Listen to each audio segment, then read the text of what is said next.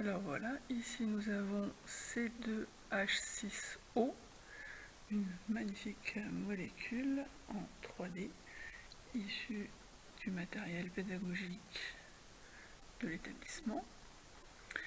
Maintenant, si je veux dessiner cette molécule, je vais dessiner un atome de carbone,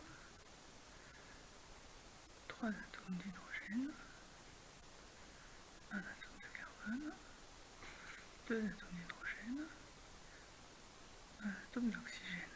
Évidemment, ce que j'ai dessiné, ça correspond à ça.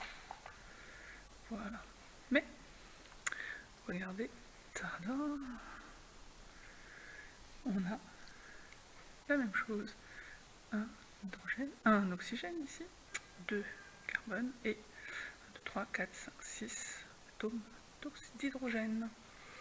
Voilà, la même molécule, mais répartie différemment en termes d'atomes.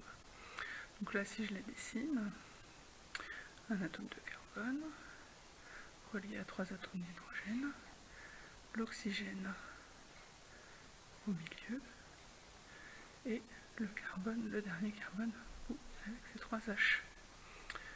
Voilà, ce sont deux molécules qu'on appelle des isomères.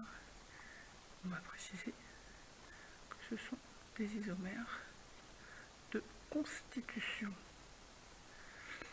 J'irai même plus loin, ce sont des isomères de fonction.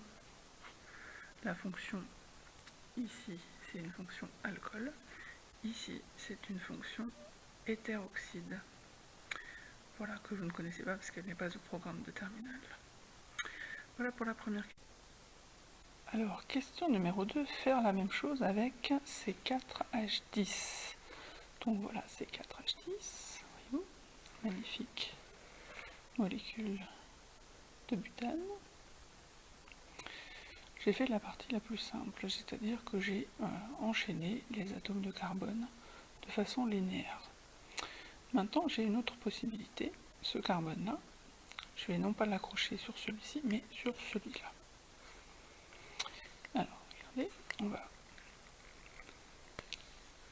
enlever une liaison ici. Enlever une liaison là. Voilà. Alors, mon carbone, que je le mets ici, et mon hydrogène, que je vais remettre à la place de la liaison.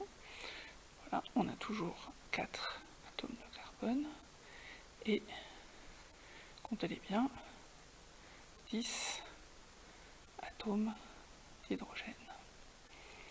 Voilà. La première molécule était une molécule avec des carbones en chaîne linéaire. Ici, vous voyez bien qu'on a une chaîne de carbone ici, avec une ramification. Ici, ça c'est le 2-méthylpropane. Voilà, ce sont deux molécules qui ont la même formule brute. Donc ce sont deux isomères, parce qu'elles n'ont pas la même formule semi-développée. Et là, ce sont des isomères donc de constitution, mais de chaîne. Voilà, la chaîne carbonée est différente par rapport aux deux molécules. Alors, si on représente en formule semi-développée le butane, voilà, CH3, CH2, CH2, CH3, et le 2-méthylpropane, CH3, CH, CH3, CH3, on a bien un C4H10 pour les deux molécules. Voilà pour la question 2. Alors, ça c'est le butane. 1, 2, 3, 4, 1 ol. Toujours le numéro de la fonction sur le premier carbone de la chaîne. 1, 2, 3, 4. Ça c'est le butane 1 ol. Et le butane 2 ol, c'est donc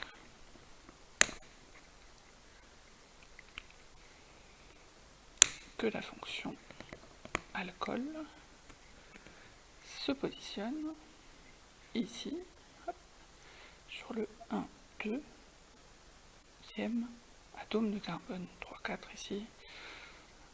Donc la fonction alcool, elle est sur la deuxième atome de carbone. Donc la différence avec le 1-ol, c'est qu'on a toujours la même fonction alcool, mais sur un carbone de la chaîne qui n'est pas le même.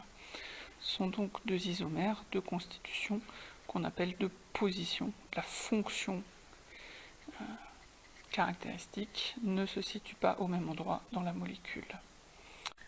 Voilà les formules semi-développées pour le butane 1-ol et le butane 2-ol. Voilà, donc CH3, CH2, CH2, CH2, OH pour le 1-ol et CH3, CH2, CHOH, CH3 pour le butane 2-ol. Voilà, c'était la troisième question.